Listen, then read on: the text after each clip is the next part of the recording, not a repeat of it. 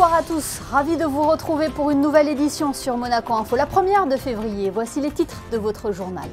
Nous recevrons ce soir Nicolas Rodier, conseiller technique à la direction de l'Éducation nationale de la jeunesse et des sports.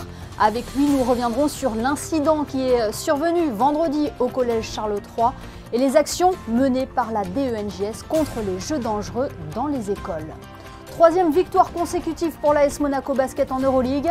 Un succès précieux dans la course au top 6 face aux Partizan Belgrade 85-70 hier soir. Nouvelle démarque pour les soldes en principauté. Certaines enseignes proposent des rabais supplémentaires. C'est le cas par exemple au centre commercial de Fontvieille qui organise une grande braderie. Puis nous ferons un bond dans le temps avec l'exposition Monaco d'autrefois qui présente des photographies restaurées du début du XXe siècle. Et vous le verrez, derrière la conception de ce travail se cache une belle histoire familiale. Une enquête a été ouverte après l'incident qui est survenu au collège Charles III vendredi dernier, un fait de société qui avait suscité de nombreuses réactions. La direction de l'établissement a annoncé aux parents en début de semaine prendre des mesures concrètes en complément des actions de prévention déjà mises en œuvre en principauté. Ce soir, le conseiller technique à la direction de l'Éducation nationale de la jeunesse et des sports, Nicolas Rodier, est avec nous pour en parler. Bonsoir. Bonsoir Émilie. Un incident est donc survenu vendredi dans l'enceinte du collège Charles III. Aujourd'hui, l'élève va bien, c'est ce qu'on nous rapporte. Que s'est-il passé exactement ? Déjà, je vous confirme que l'élève effectivement va bien et a repris l'école lundi. Je ne peux pas vous donner les détails de ce qui s'est passé parce qu'il y a une enquête en cours et donc ça appartient au parquet général. Ce que je peux vous dire, c'est que c'était une pratique d'asphyxie. Et je tiens aussi à dire, puisque nous avons reçu avec Madame le commissaire général chargé de la direction de l'éducation nationale hier les parents, que les parents souhaitent aussi dire qu'il ne s'agit pas du jeu du foulard. Oui, parce qu'il avait été évoqué un temps le jeu du foulard. Est-ce que la DENJS apporte une vigilance permanente à ces jeux dangereux, Nicolas Rodier ? Alors oui, jeux dangereux ou pas très pratiques dangereuses, bien évidemment. À titre d'exemple, en 2016, on avait eu un certain nombre d'élèves qui étaient confrontés au jeu de la baleine bleue. C'est en fait des défis envoyés par les réseaux sociaux. Ou en 2019, le Momo Challenge, où pareil, c'est une créature qui donne des défis aux élèves. Et donc nous avions à chaque fois fait une communication aux parents et on avait aussi calibré l'ensemble de nos préventions, notamment avec Action Innocence, sur ces questions des dangers des réseaux sociaux. Aujourd'hui, nous avons un autre sujet qui arrive et nous allons le traiter spécifiquement. Est-ce que ce type de comportement se banalise dans les cours de récréation ? Non, on ne peut pas dire ça. Cet événement est arrivé vendredi et donc nous avons dû le gérer. Ce n'est pas un événement qui arrive de manière régulière, Dieu merci, en principauté. En tout état de cause, il y a un certain nombre d'encadrements qui existent en principauté. On a à peu près un surveillant pour 50 élèves au collège Charles III comparé par rapport à la France, c'est plutôt 1 sur 90. On a aussi 160 professeurs au collège Charles III. Donc il y a un encadrement qui est important. En revanche, on doit travailler sur les comportements des élèves et donc cet événement, même s'il n'est pas majoritaire, très régulier, on doit aujourd'hui en prendre la mesure et agir. Oui, parce que est-ce que les élèves aussi, de leur côté, réalisent la portée de leurs actes ? Une partie des élèves réalisent la portée de leurs actes, peut-être d'autres non. Donc notre devoir, c'est de pouvoir prévenir ces événements dans les classes et dans les écoles. Et comment vous le faites alors ? Alors on le fait de plusieurs manières. D'abord par la prévention. Là a été annoncé par exemple aux parents du collège Charles III qu'il y aurait des informations prévention dès cette semaine et jusqu'à la semaine prochaine. Et il y aura une campagne de sensibilisation à ces questions de pratiques dangereuses dans les prochaines semaines dans tous les collèges de la principauté. Libérer la parole, c'est important, Nicolas Rodier, pour que l'élève aussi bien victime que témoin se manifeste ? C'est extrêmement important de libérer la parole. Il faut d'ailleurs, et j'invite chaque parent à aller dire à son enfant, n'hésite pas à parler, un adulte, un autre camarade, mais quand on est confronté à des phénomènes déviants, il faut absolument prévenir et ne pas hésiter à parler. Il y a aujourd'hui beaucoup de gens qui peuvent vous aider, des psychologues scolaires, des assistantes sociales, des surveillants, des professeurs, des référents harcèlement, les chefs d'établissement. Donc n'hésitez pas à vous tourner vers eux, ils trouveront des réponses. Voilà, c'est ce que j'allais vous dire, parce que cela rejoint aussi le thème du harcèlement, un thème, un fléau dont Monaco n'est pas épargné et auquel la DENJS est très active pour lutter contre ce phénomène. Absolument, l'ensemble du gouvernement, des services est mobilisé contre le harcèlement en milieu scolaire. Il y a plusieurs choses qui existent. N'hésitez pas à aller sur les sites du gouvernement et puis les sites internet des établissements scolaires. Il y a toutes les informations. Si vous êtes confronté ou si vous avez un doute sur une violence ou un harcèlement, pour le signaler. Puis je rappelle aussi le numéro que nous avons créé spécifiquement pour signaler toute situation de harcèlement ou de violence, le 98 98 96 96, auquel tout le monde peut avoir accès. Et le numéro est noté. Merci beaucoup Nicolas Rodier d'avoir été notre invité ce soir sur Monaco Info et merci pour toutes ces précisions. Merci à vous. Dans un tout autre domaine, Monaco a participé dernièrement à la 154e session du Conseil exécutif de l'Organisation mondiale de la santé. De nombreuses problématiques ont été abordées lors de cette session.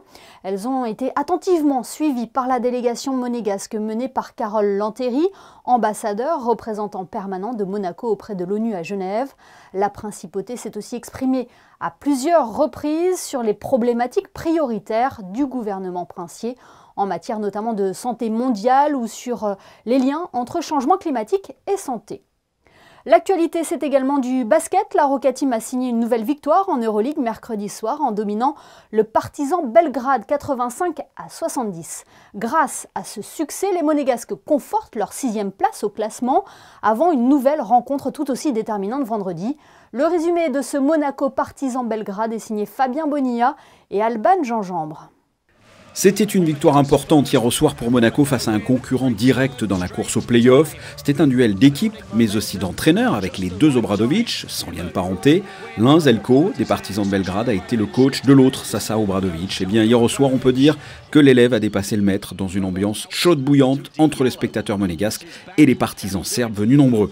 C'est la première fois que la Roca Team bat les Partisans depuis qu'ils s'affrontent et c'est en partie grâce à une défense en béton de la Roca Team, d'un véritable jeu collectif et d'un incroyable Mike James avec ses 19 points, 5 rebonds, 7 passes chirurgicales et 9 fautes provoquées. Il a été élu MVP de la journée. En face, tout reposait sur les épaules de l'Américain Kevin Punter. Il a fait très mal avec ses 28 points, c'est même son record dans cette saison, mais ça n'a pas suffi pour l'équipe serbe malgré 3 premiers cartons très serrés. C'est essentiellement au 4e carton que Monaco prend le large et Belgrade l'eau. Une soirée qui s'achève avec le dernier panier marqué par Mam Jaité, qui lui aussi a été présent avec ses 14 points en 18 minutes de jeu. Le résultat final, 85-70. Super content déjà de la victoire déjà de base, peu importe la manière, on aurait été content de la victoire, mais c'est une très belle manière parce que je pense que des matchs comme ça resserre les liens, ça resserre la confiance qu'on peut avoir les uns envers les autres parce qu'il faut être constant tout au long. Et voilà, ce match-là, ça montre qu'on a fait un travail depuis le début jusqu'à la fin et ils n'ont pas tenu à la fin. Oui, une bonne soirée aussi pour toi là.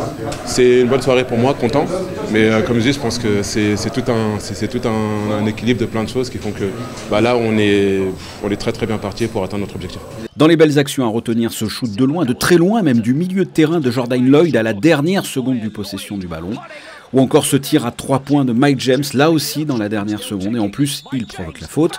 Une soirée et un record. À l'issue de la rencontre, Mike James est devenu le 2e meilleur marqueur de l'Euroleague à 62 points seulement du record absolu. Le joueur de la Roca Team pourrait devenir bientôt le meilleur marqueur de l'histoire de cette ligue. À suivre. Prochaine rencontre européenne, ce vendredi, 20h30 au Louis II face au Fenerbahçe. Et pour analyser le parcours de la Roca Team en Euroleague, Arnaud Lecomte, journaliste pour le quotidien L'Équipe, est avec nous ce soir. Bonsoir Arnaud Lecomte. Bonsoir Émilie. 3e victoire de rang hier pour les Monégasques. Ce succès face aux Partisans Belgrade est très précieux pour la suite de la saison régulière. Oui, parce que, comme vous le savez, Monaco n'avait jamais battu encore le Partizan, donc il y avait un côté bête noire qu'il fallait essayer de mater, et les Monégasques l'ont fait remarquablement hier, en se dégageant la route grâce à leur défense. Et ça, c'est le bien le plus précieux. Et au-delà pour Monaco cette saison, dès que ça défend un peu, quand je dis un peu, dès que ça défend fort, c'est une équipe qui passe un cap. Et le match d'hier l'a encore démontré. La victoire déjà de la semaine dernière, c'était un peu ça déjà. Et on peut estimer qu'en plus hier, le fait d'avoir gagné nettement, donc d'avoir repris le point average par rapport au match aller, c'est-à-dire que je crois qu'à l'aller il y avait 4 points pour le Partizan, eh bien c'est déjà un bon point pour la Roca Team. Oui, d'autant plus que l'enjeu est grand cette année puisque les règles ont changé. Désormais, c'est un peu un play-in comme en NBA. Seul le top 6 est directement qualifié pour la suite. Pour Monaco, il y a un objectif qui est au-delà du top 6, je crois vraiment, pour avoir discuté régulièrement avec eux de ça cette saison, je crois qu'ils veulent le top 4. Pourquoi le top 4? Parce que ça permet de s'assurer d'avoir l'avantage du terrain à la maison. Et ça, c'est... souviens des séries épiques des quarts de finale d'il y a 2 ans et de la saison dernière. Il y a 2 ans, comme par hasard, avantage du terrain Olympiakos, ça s'est fini sur un match 5. Vous connaissez la suite. C'est Olympiakos qui est passé à la maison. L'année dernière, Monaco avait l'avantage du terrain contre le Maccabi Tel Aviv. Match 5 à Monaco. Qui s'est qualifié? Monaco. Donc on sait très bien aujourd'hui en Euroleague que l'avantage du terrain en quart de finale, il est primordial pour aller au Final Four. Donc effectivement pour la Roca Team, je crois que l'objectif vraiment en fin de saison régulière, c'est d'être dans le top 4. L'Euroleague a décidé cette année de rajouter, comme en NBA vous l'avez dit, un barrage. On dit play-in quand on est savant, mais ça s'appelle en français un barrage. Et en effet, c'est un peu complexe, mais c'est plus simple que ça quand même quand on y est confronté. On verra ça plus tard. On espère que la Roca Team aura pas besoin de passer par là et qu'elle pourra se qualifier directement, soit top 4 dans l'idéal, soit top 6. Ouais, ça, la Roca Team veut clairement l'éviter cette solution, mais quand on bat le Real à la maison, quand on domine l'Anadolu Efes dans son antre et qu'on remporte un match décisif face à Belgrade hier, est-ce qu'on se dit que Monaco, là, peut faire des étincelles, surtout quand l'effectif est au complet? Comme vous le savez, la force l'année dernière de la Roca Team se situait un peu partout,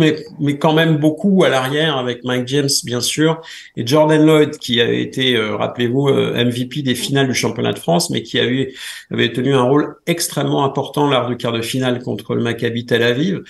Et donc, on sait que c'est quand même la clé, probablement, avec la défense dont je parlais tout à l'heure. Ces 2 joueurs-là sont un peu la clé quand même du jeu offensif de l'AS Monaco. Donc, on sait que Jordan Lloyd a eu une opération au dos l'été dernier. Il y a eu la suspension d'Eli Okobo courant janvier aussi, qui a un petit peu freiné avec l'absence de Jordan Lloyd. Ça a ajouté beaucoup de pression sur Mike James qui se retrouvait un peu seul sur une semaine ou 2.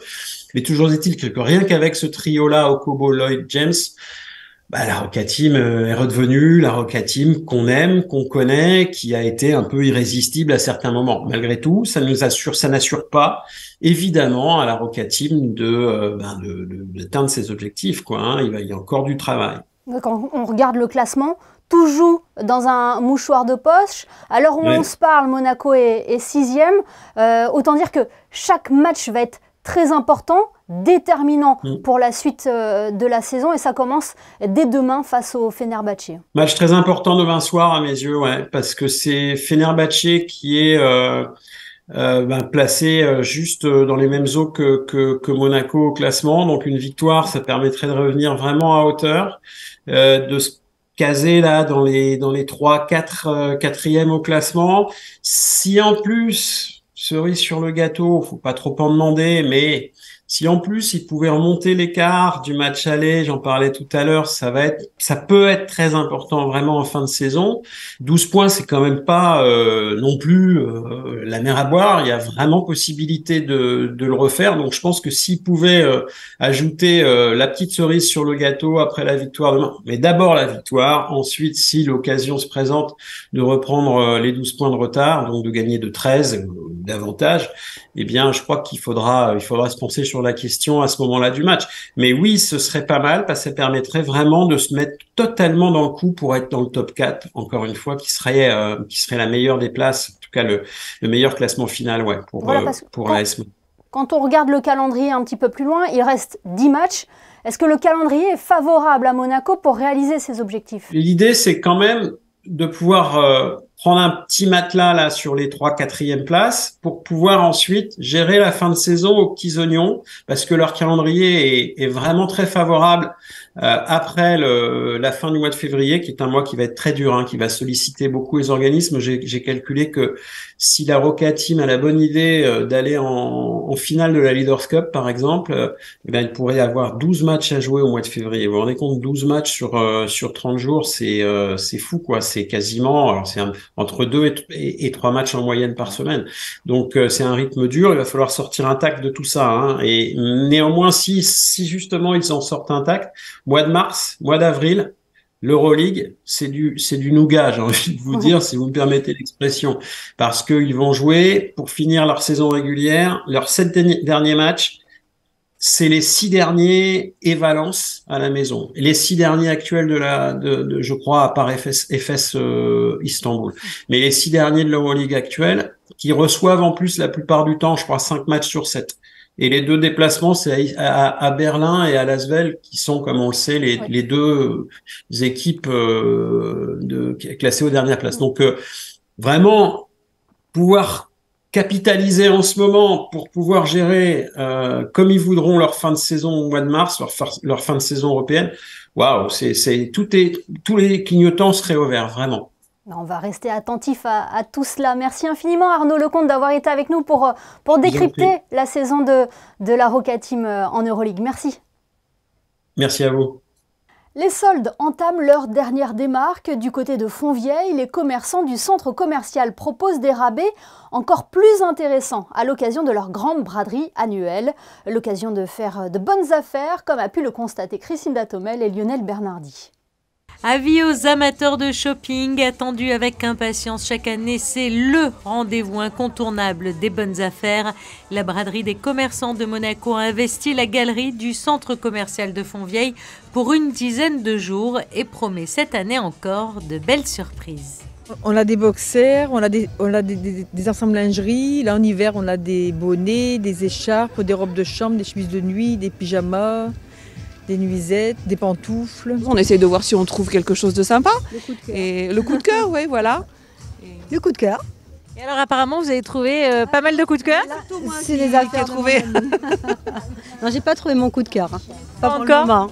Moi, je viens régulièrement, donc il y a déjà pas mal de choses que j'aime. Mais voilà, c'est la braderie, c'est sympa, il y a des prix sympas. Et puis les filles de chez Naf Naf sont adorables, donc voilà. Ouais. C'est vrai. Elles sont géniales. Il y a plein de bonnes occasions, moins 15% supplémentaires des 2 articles, tout à moins 60-70%, on peut que trouver son bonheur. Je cherche un pull à ma taille. Je l'avais reparé maintenant il y a quelques jours et là, comme il y a la braderie, comme ça défie tout prix, bah forcément on essaye de le trouver. Vous avez toutes les tailles? Alors toutes les tailles, pas dans tous les articles, malheureusement ça part très vite, mais il y a beaucoup de tailles, on a encore beaucoup de réserves pour ces 10 jours, donc on est préparé. Sur les étalages du prêt-à-porter hommes et femmes se mêlent avec frénésie aux collections enfants, aux chaussures et aux accessoires griffés.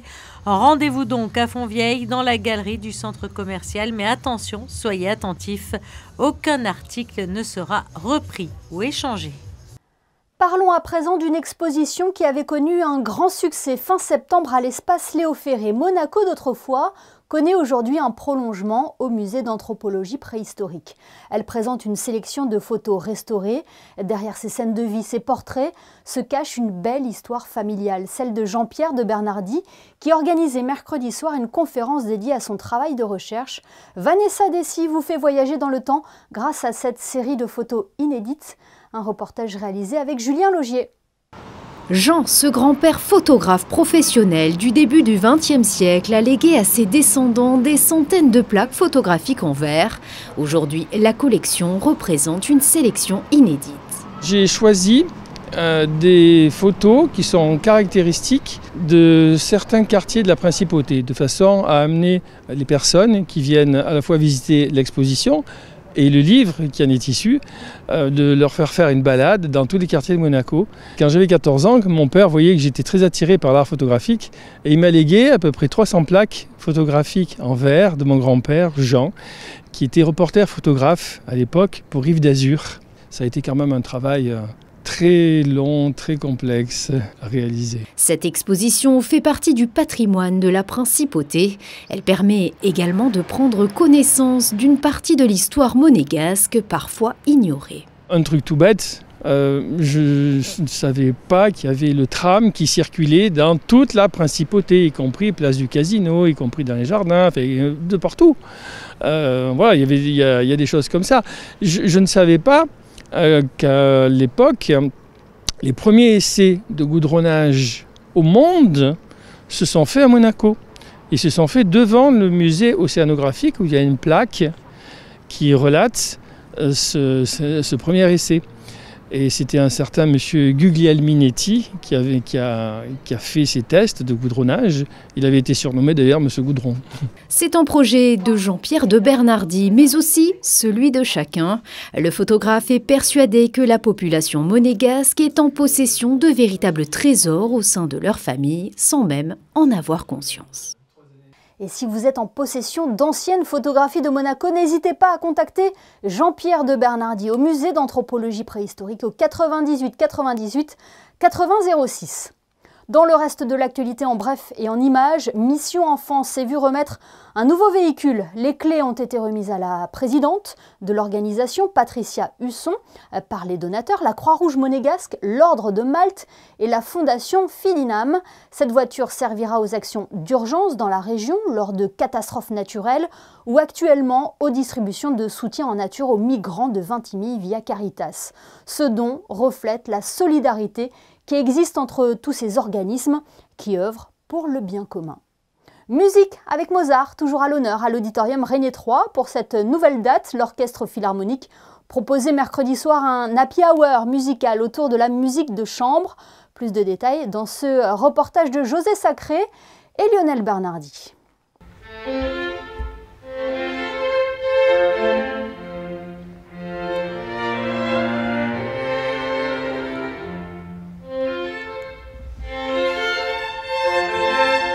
Andrei Ostapchuk et J.N. Lee, violon, Delphine Perron, violoncelle et François Méraud, alto, jouent le quatuor à cordes numéro 15 en ré mineur de Mozart.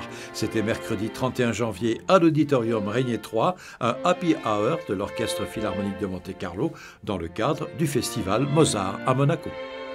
Le Mozart, c'est vraiment un compositeur génial et je trouve cette œuvre ouvrir bien le génie de cet compositeur.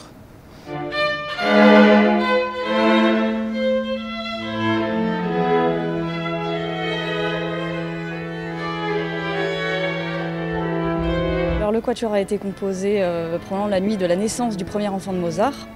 Et finalement, voilà, c'est une autre manière d'aborder la vie nouvelle que de se questionner et d'avoir voilà, des détournements intérieurs qui se terminent sans divulgacher sur une note positive tout de même.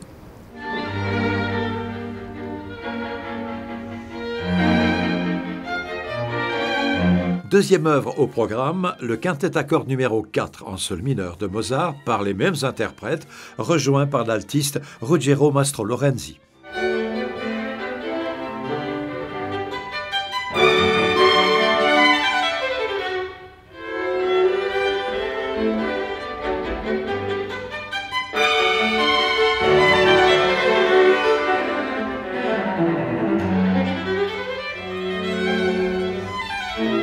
Le plaisir de faire de la musique de chambre. Oh, énorme, énorme, spécialement Mozart.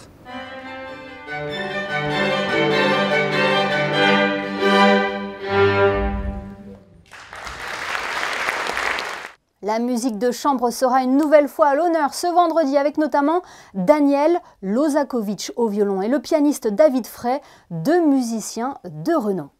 Partons à présent à la découverte de la pièce Pépito, Petit bateau, une pièce pour enfants présentée actuellement au Théâtre des Muses. Elle invite les jeunes spectateurs à les faire réfléchir aux enjeux environnementaux tout en les divertissant. Le reportage de Christine Datomel et Alban Gingembre. Enfin, une pièce qui parle de pollution et de recyclage avec un optimisme débordant tout en tenant en haleine les enfants. Ce conte musical et interactif séduit les plus jeunes tout en leur permettant de réfléchir aux enjeux écologiques et environnementaux actuels et auxquels ils devront probablement faire face plus tard. Une jolie manière de sensibiliser la jeune génération aux défis qui les attendent. Il y a des mélodies absolument merveilleuses. Ils jouent d'instruments de musique musique, ils s'accompagnent eux-mêmes en définitive. Et pour tout vous dire, moi, je n'aime pas forcément le théâtre où les objets ont énormément d'importance. Là, ils ont un très joli décor avec un très joli castelet, avec des toiles qui montent, qui descendent, qui rappellent un petit peu le système du théâtre en fait. Et comme on le sait, entre le monde de la marine de l'époque et le théâtre, il y a beaucoup de similitudes. Et j'ai été littéralement émerveillée par ce spectacle et très très très touchée, alors que c'est l'histoire de deux bateaux, une maman et son petit garçon, son petit bateau en fait. Avec le soutien de la Fondation Prince Albert II, le Théâtre des Muses présente donc Pépito Petit Bateau ce week-end. Un conte musical, écologique et interactif pour faire rire et émouvoir les petits, mais aussi les plus grands. La pièce sera jouée ce samedi à 16h30 et dimanche à 11h. Ce journal est à présent terminé. Avant de nous quitter, jetons un coup d'œil à vos prévisions météo. Avec vous, Vanessa Dessy. Bonsoir Vanessa. Quelle est la tendance pour la journée de vendredi ? Bonsoir Émilie, bonsoir à tous. Le soleil sera bien présent en principauté durant toute la journée. Les températures oscilleront de 8 à 16 degrés.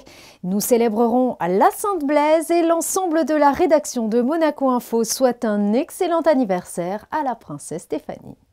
Merci Vanessa et merci à vous de nous avoir suivis. On se quitte ce soir avec les photos de Manuel Vitali qui a assisté à l'importante victoire de l'AS Monaco Basket face aux Partisans Belgrade en Euroleague. La Roca Team qui compte sur vous demain pour être au rendez-vous à Gaston Médecin pour la réception du Fenerbahçe. Demain, retrouvez Yannick de Bever pour votre JT. Excellente fin de semaine à tous sur Monaco Info.